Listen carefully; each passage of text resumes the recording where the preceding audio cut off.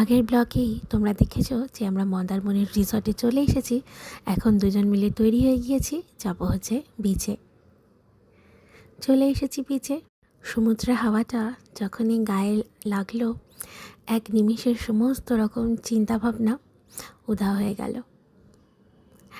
আমার কিন্তু সমুদ্র ভীষণ প্রিয়, পাহাড়ও প্রিয়, কিন্তু সমুদ্র একটু এগিয়ে থাকে।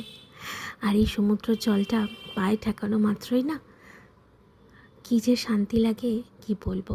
তবে সেদিনকে আর স্নান করিনি, খুব খিদে পেয়ে গেছিলো, তাই খেতে চলে এসেছিলাম। সমুদ্র দেখতে দেখতে লাঞ্চটাও সেরে নিয়েছিলাম। তারপর রিসর্টে গিয়ে স্নান করে এক ঘুম দিয়েছি। তারপর সন্ধেবেলা চলে এসেছি আবার সমুদ্রে।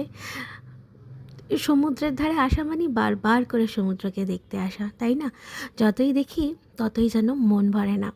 তারপর চারিদিক দিয়ে এত খাবারের গন্ধ আসছিল, নিজেকে কন্ট্রোল করাটা একটু মুশকিল। তাই স্পাইরাল পটেটো ফ্রাই খেয়েছি। তারপর কিছু জিনিস শপিং করে এখন যাচ্ছি রিসর্টে। রাস্তাটা মারাত্মক ছিল, পুরো অন্ধকার ছিল, ভীষণ ভয় লাগছিল। যাই হোক, আমরা রিসর্টে চলে এসেছি। এবার যাব হচ্ছে রুমে, কারণ সেদিন ছিল ইন্ডিয়ার সেমিফাইনাল ম্যাচ, তো খেলা তো মিস করা যাবে না।